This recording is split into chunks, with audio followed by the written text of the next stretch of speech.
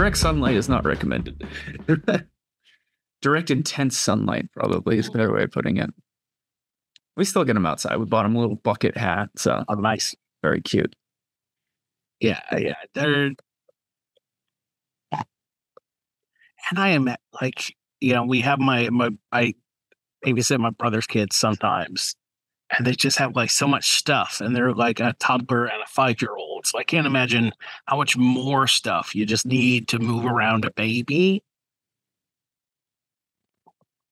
That's I'm sure parents with more experience could kind of talk to the, oh man, when they're a newborn, they only need this, but a toddler needs all this. And Yeah. I'm hope and I'm looking forward to learning about that as I go along. So, but all right, I know people are busy and this is right after lunch, so I'll go ahead and dive into it for getting started here.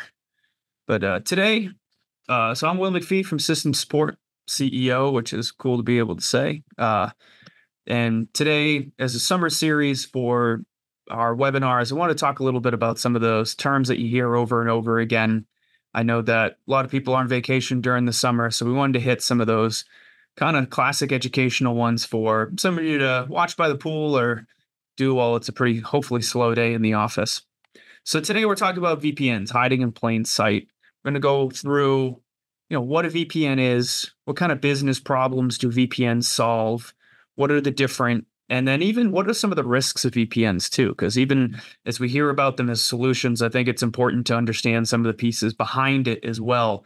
That, hey, all right, I use a VPN, but what risks do I open myself up to? So what is VPN? VPN stands for Virtual Private Network.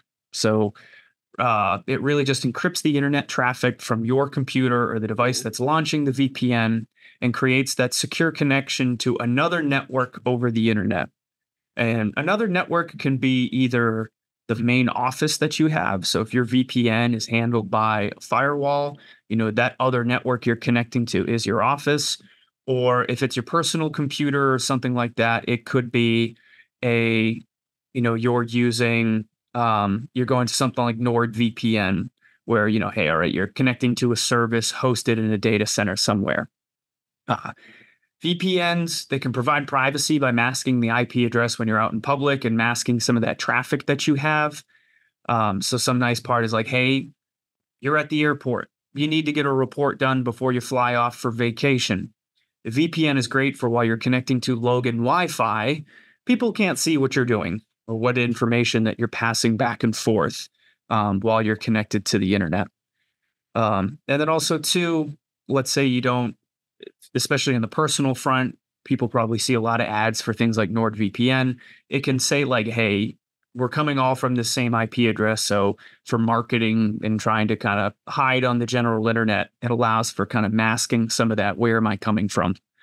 But that's one nice part about like some of those third-party services specific to VPNs, is that kind of marketing portion that a lot of things are selling for. And then there's the access to company resources when you're outside of the office. Hey, there's a line of business application that you have on the server, maybe something like an accounting system like Sage or QuickBooks. It's not cloud-based. And so we need to be able to access that resource. And even as security evolves in today's day and age as well, a lot of cloud resources, we wanted to make sure that only the approved people were accessing a cloud resource, right? And so what we'd run into is, okay, we had a username and password. Okay, passwords were getting guessed. Okay, now the password has to be something more complex. Okay, those were getting stolen or guessed. Okay, now we do this multi-factor thing. Okay, we did the multi-factor thing, but it turns out you can steal the token. You can steal the little thing that handles the handshake. Okay, now we need to do this thing called the conditional access. If the request has to come from an approved IP address in order to be allowed in. So the nice part for even if you move towards VP, cloud-based logins for QuickBooks, for work tracking software, anything like that, VPNs can help with making it look like you're coming from the same place every time.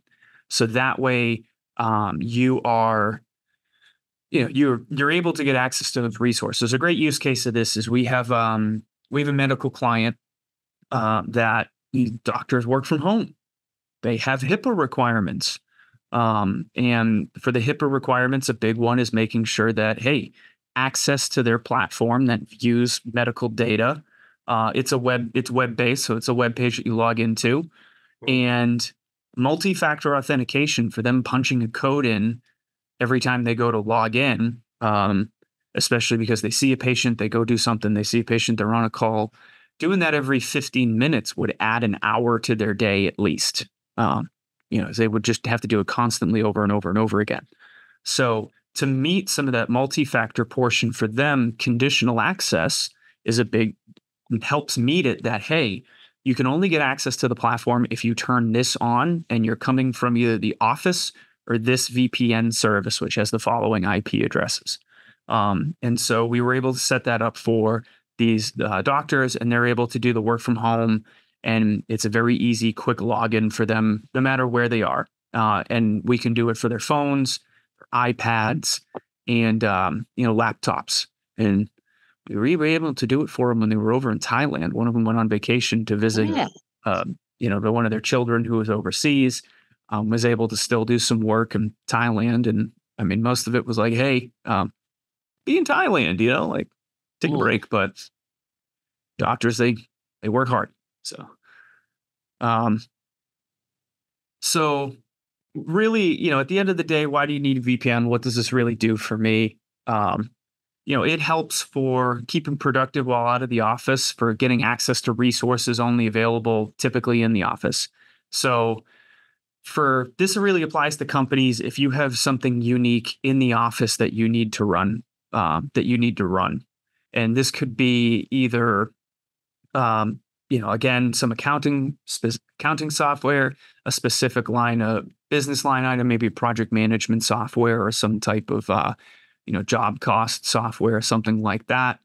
And sometimes for VPNs, we'll get some questions for confusion about, like, well, what about like the ability to remote onto a computer to do something? And we really put that just under the guise of remote access. And for a lot of our clients, if you use our software, we have the ability to set up that remote access where you have the multi-factor code. And because that system prompts every time for the multi-factor code, there's really no way to steal the token. It just prompts it every time that, hey, every time this web page loads, you're asking for this multi-factor token. And if you have some program that's really unique to the computer, or the program, let's QuickBooks is a great example. So let's say you have a company file in the office on the server or something like that. QuickBooks is a database. And if you were to run QuickBooks over a VPN where you log into QuickBooks on the laptop while you're in Florida, and QuickBooks is talking back to the resource that's on the server, your traffic, even through a VPN, still goes through the internet. So an easier way to think of it is that, it's going through an armored truck, but it's still out on the road. It still gets road dirt on it. It's still not, some stuff kind of isn't like a perfect transmission as you go from point A to point B. So programs like QuickBooks really don't like that. They're super sensitive to the database, back and forths. So in that case, a VPN really wouldn't be a great idea, and remote access is a much better idea. And it's pretty easy for us to set up remote access where you're remoting onto a device that's in the office. And that's great for people who have desktops. And the computer's always there, it's always on, the internet is always on in the office. Great resource. But sometimes you run into issues where things aren't always on. They aren't always connected. Internet connectivity is not great. And that's where, hey, you would have like a terminal server. But that same terminal server, you don't want to, it's still technically a company resource. So you don't want just anybody to be able to, oh, if I type in this IP address and I, guess a username and password, I can get in, because that's how things used to be set up. You'd RDP, there'd be something that you open up through the firewall and you could just get straight onto that terminal server or that remote app. And unfortunately, with the rise of bots, people were able to brute force their way through passwords and terrible things happen. So now the VPN allows that secure connection to be able to say, yep, I've authenticated and this specific computer is trusted. Now you can access this terminal server. And, even for having a VPN saying like, hey, you can only have this traffic come through on the network. Um, so that's one thing, kind of a quick discussion about, staying productive while outside of the office, all those different things VPNs can do to help you get access to office resources. The other thing it does too is, it protects your internet traffic. So no one's quote standing over your shoulder. So, hey, while you're at the airport, getting that report done, you fire up the VPN. So that way the internet connection that you have for viewing your email, doing this, doing that, it's all through that tunnel so that somebody can see that that tunnel is connected and passing traffic back and forth. If somebody was sniffing around on the, Logan public Wi-Fi, but they can't see what's in there. And that prevents that standing over the shoulder. They can see you have a laptop, but they can't see what's on that screen. And then again, I mentioned before that, hey, the internet traffic is always coming from the same IP address. So if you have some cloud resource for conditional access, you can, you can meet that. There are so many different ways to do conditional access, and we could do a whole webinar just on all the different conditional access methods of compliant devices, IP address, this, that, and the other thing. But we'll save that for another time. But a VPN can help, especially if a service doesn't allow for like condition device specific access. A VPN really helps with that. And that health platform is a great example. So hopefully for what I'm talking about here, there's a lot of security benefits to it. You're protecting that sensitive data. And it might not just be the Logan Wi-Fi. It might be at home. Hey, your home Wi-Fi isn't exactly, and I'm not really a big fearmonger guy for the whole, there are people driving by snooping on your Wi-Fi, and it's sure, do you run into that in large apartment complexes in the city or something? Yeah, sure. But I mean, come on, there's no need to be super paranoid that somebody's always standing over your shoulder. What's more likely is that, hey, if you're at home, you have kids are on the internet, as much as we try and set up parental controls, who knows what they're getting into, right? Or who knows what type of weird, maybe there's a specific game that they're using, and then it turns out there's that game, had a serious back-end breach because somebody figured out this exact case and found a way to get into. Actually, I just saw the Federal Reserve had a breach. 33 terabytes of banking information is on the dark web as of this morning from the Lockbit ransomware gang. And, it's a question of how they get in. Who knows? But the idea is that even your home network, it might have something on there that, just, kind of use COVID as an example. They picked up computer COVID while at school and brought something back home. Kids bring something back home. It happens. But that way, for having the work computer, you can kind of keep that internet traffic a little masked. It also forces that authentication for accessing the business resources remotely. So you have a method of being able to show, hey, there's a method of logging in for the VPN, and, you help add that layer of proving who you are. And, VPN should have that multi-factor set up. And, it's something for a lot of our clients that we've been swapping over to help meet some of those cyber insurance requirements of saying, hey, let's move from this legacy VPN method to the new method that has this multi-factor login. Because then that helps with the cyber insurance and it helps keep stuff safe. And then the last piece is, helping with conditional access. I know I'm beating it like a dead horse, but it really is a major, thing that helps out. So how do you set it up? Typically VPNs are like the firewall or the network edge handles it. And some places will use like a dedicated device, like just a VPN box. SonicWall sells them, Avanti sells them, FortiGate sells them. But overall, it's typically the way we set it up is it runs through the firewall. Usually you buy some type of license and there's some initial setup, like turning on those features on the firewall, setting the rules of what resources the VPN has access to. Um, and that's typically like if somebody needs a VPN back to their office, that's how we set them up.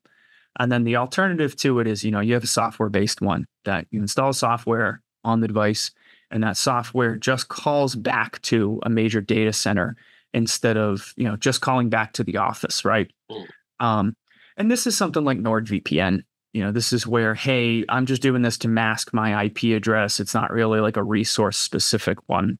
Although I'll touch a little bit on secure access service edge later on, which is a way to do a software based one calling back to a data center. And it fixes a lot of problems with VPNs, which is a great segue to the next point of, hey, what are the risks of a VPN?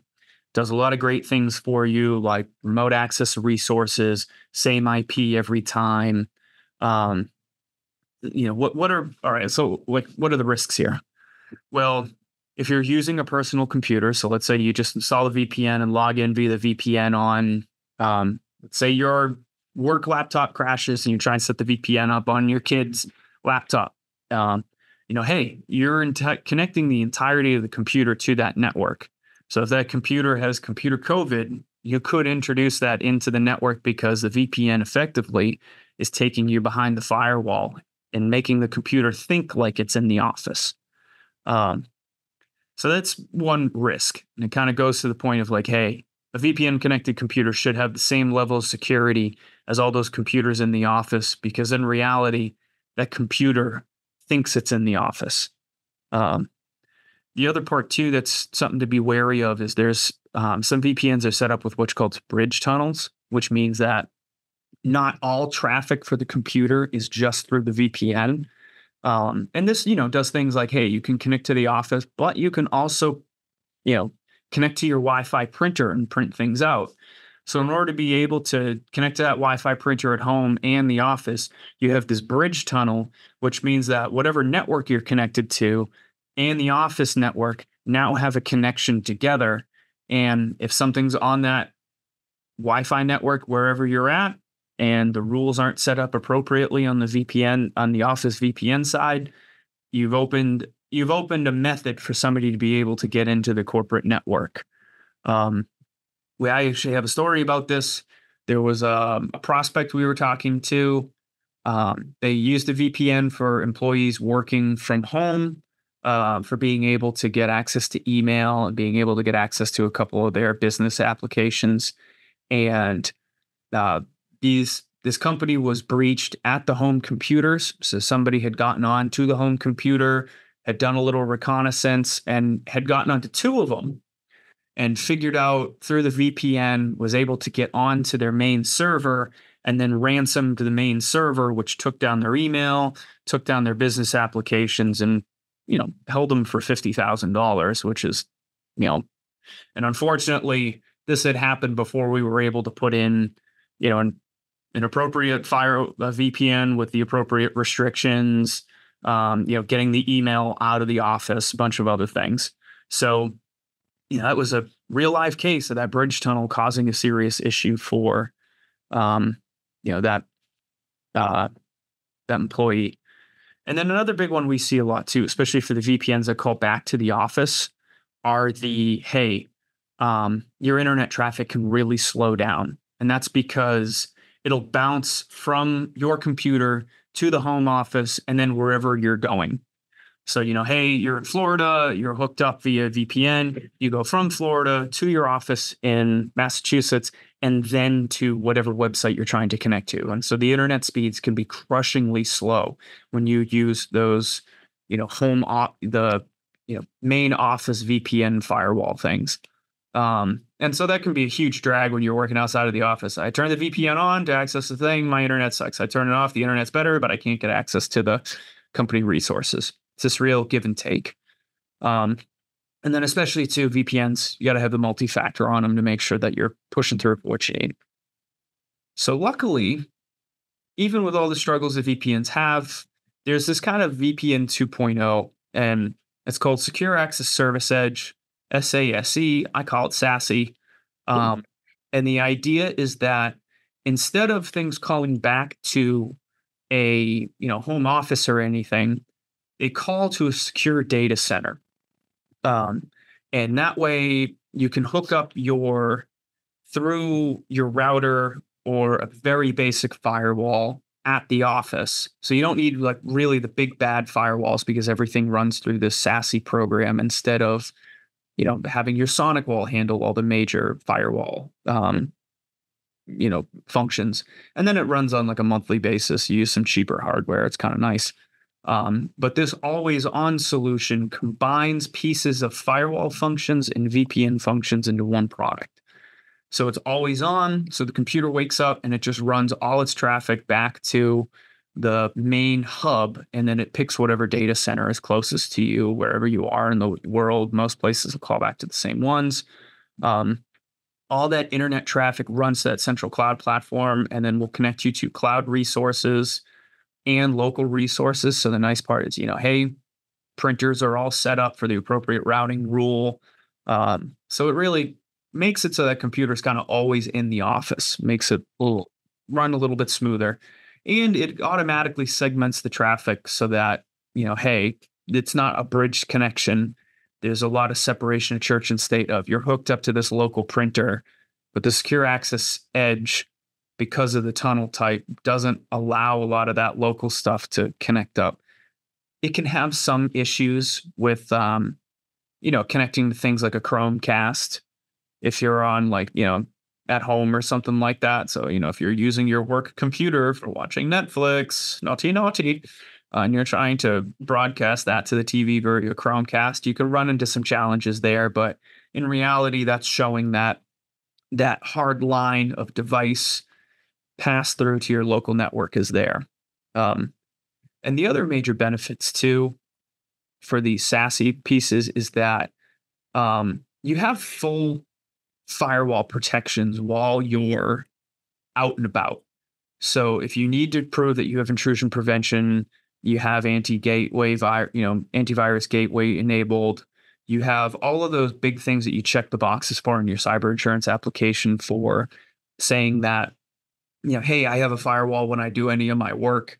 This helps that firewall kind of follow you around because your network traffic is all calling to that main data center's firewall instead of one in an office. And then to make sure that stuff moves fast, the internet speeds are improved because it's just going to a nearby data center. It's not like going this weird 3-card Monty method of doing it. And the nice part too, it's always on. There's no need to sign in, remember another password. It's just hey, this is part of the compliant device. And the other part I like too, for a corporate machine, can put content filtering for the home computers so that if somebody goes to work from home and they think that they're out from behind the firewall and they can browse Facebook when they're not supposed to be on the corporate machine or whatever, you can extend that to those home computers. So it really allows you to have some additional horsepower in being able to protect and monitor the network traffic portion of those, machines while they're out of the office. So to wrap it up, VPNs you still hear a lot about them, and they're definitely a stepping stone to secure remote access for businesses. And in some cases, they make a lot of sense for, hey, everybody has a corporate issued laptop. Hey, we have a server in the office that handles Sage or some other line of business application that's only runs on this piece of hardware, and we need access to it. And it's a little more cost effective. And yeah, okay, we understand that there's some challenges and risks associated with it. But SASE is that next step where it fixes the bulk of the major downfalls with VPNs, and expect to start seeing that roll out more and more, and even have some cyber insurance applications start to ask if you use secure access service edge going forward. Cool. Well, nice quick one here on a hot summer day. But wanted to open it up for any questions, comments, and concerns from our illustrious audience.